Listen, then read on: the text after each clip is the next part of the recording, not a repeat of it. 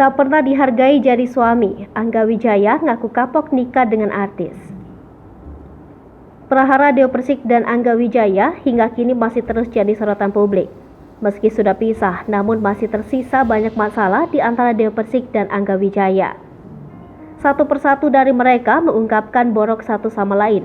Dewa Persik mengaku tak menyangka sang mantan suami ternyata selama ini bermain curang di belakangnya. Bukti transfer bodong yang dilakukan Angga Wijaya pun diungkap.